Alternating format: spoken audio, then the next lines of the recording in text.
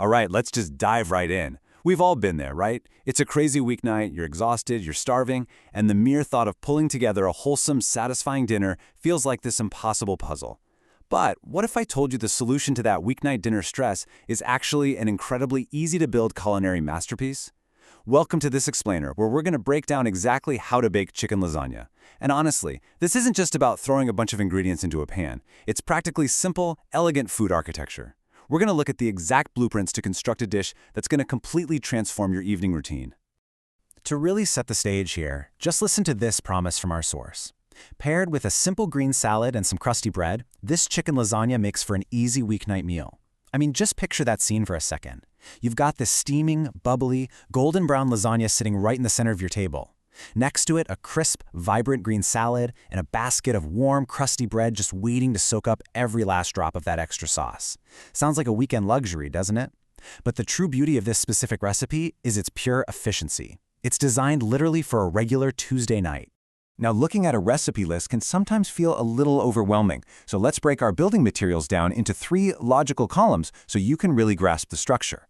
First up, the framework. 9 to 12 lasagna noodles and 24 ounces of tomato sauce. Then, the middle column, which is our binding agents and flavor enhancers. A cup of ricotta, a full 16 ounces of grated mozzarella, and a quarter cup of Parmigiano Reggiano. And finally, the hearty filling on the right. 2 cups of cooked chicken, shredded or chopped, whatever works, plus a little olive oil. When you categorize the ingredients like this, you can see the architecture of the dish is actually super approachable. Okay, let's get into our first major step. Before we lay down a single noodle, we've got to mix our mortar. For the ricotta base, you're going to combine 1 large egg with that cup of ricotta and the quarter cup of Parmigiano Reggiano. Give it a good season with half a teaspoon of kosher or sea salt, adjust that to your liking, and a hit of fresh cracked black pepper. This step is absolutely foundational. You're creating this rich, creamy mixture that acts as a binder, keeping the internal layers of our lasagna perfectly intact as it bakes. But wait, hold on. There is one more ingredient for that ricotta bowl, and it is a total game changer. The secret weapon? The zest of 1 lemon. I know, it sounds a little unexpected, right? But it's absolutely brilliant. In a heavy cheese and sauce-laden dish, mixing lemon zest straight into the ricotta is a serious pro tip. It brings this bright, surprising flavor that cuts right through all that richness. It elevates the whole thing from a standard heavy meal into something really vibrant and special. It's such a tiny detail in the blueprint, but man, it makes a massive impact. So before we start assembling, we need to get our environment ready. 375. That's your magic number today. Go ahead and preheat your oven to 375 degrees Fahrenheit. And while that's warming up, grab a 2-quart baking dish, give it a light coat of that olive oil we mentioned, and set it aside. This just ensures that the second your culinary architecture is fully built, the oven is at the exact right temperature to bake it to perfection. No waiting around. Next up, we prep the steel beams of our lasagna, the noodles. You're going to cook your 9 to 12 noodles until they're al dente, just following whatever the package says. But pay super close attention to this next part. Rinse them under cold water until they're cool and then lay them flat. Why? Well, rinsing them stops the cooking process instantly so they don't get mushy. But more importantly, it stops them from sticking together into one giant frustrating clump. Laying them flat means they're perfectly separated and ready to grab when you're building. Now the fun part begins. Actual construction. The foundation. Take your oiled dish and spread a nice light layer of tomato sauce right across the bottom. You never ever want to put noodles directly onto a dry dish or they'll stick and burn for sure. That sauce is your protective barrier. Once that's down, lay 3 or 4 of your cooked, cooled noodles lengthwise right over the sauce. Boom!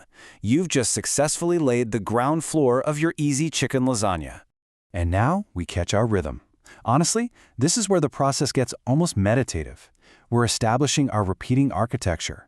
Right over those foundation noodles, layer 1/3 of your remaining tomato sauce. Then spread out half of that bright lemony ricotta mixture we made. Next, scatter half of your cooked chicken evenly across the ricotta. And finally, sprinkle 1/3 of your mozzarella cheese on top. Sauce, ricotta, chicken, mozzarella. It's a precise 4-step sequence to make sure every single bite is perfectly balanced. So, what's next? You simply repeat the pattern, lay down another layer of noodles to act as the ceiling for floor 1 and the base for floor 2. Then just run through that exact same architectural sequence a second time. Another 1/3 of the sauce, the rest of your ricotta mixture, the rest of your chicken, and another 1/3 of the mozzarella. Because we organized everything so neatly at the start, managing these proportions is a total breeze. You're basically just building the second story exactly like the first. Finally, we reach the top of our structure, the roof. To cap it off and protect all those beautiful internal layers, add one final layer of lasagna noodles.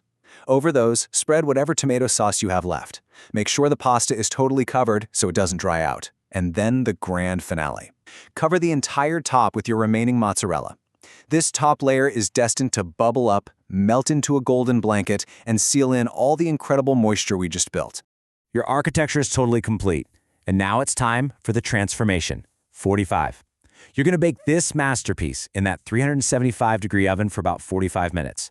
What you're really looking for is that visual cue. You want the top layer of mozzarella to be completely melted and beautifully golden brown. That 45-minute mark is where the heat really works its magic, binding that ricotta mortar, warming the chicken, and melding all those distinct layers together into one cohesive dish. Now, listen carefully. When you pull that gorgeous bubbling dish out of the oven, your kitchen is going to smell incredible, and you're going to want to cut right into it. Don't do it. You've got to hold back for 10 to 15 minutes. Why? Because right out of the oven, those cheeses and sauces are basically liquid. If you cut it immediately, the whole architecture will just collapse into a messy soup. Giving it 10 to 15 minutes lets the internal temperature drop just enough for the layers to set, guaranteeing it holds its shape beautifully when you slice it. Which brings us to our final thought for this explainer. The lasagna takes 45 minutes to bake, plus another 10 to 15 to rest. That gives you nearly a full hour of totally hands-off time. So the ultimate question is, are you prepping the crusty bread or tossing the green salad while you wait? This isn't just about learning how to bake chicken lasagna. It's really about reclaiming your weeknight. You built an architectural wonder in minutes, and now the oven does all the heavy lifting. Think about what you're going to do with that extra time next Tuesday. Thanks for hanging out with me, and happy building.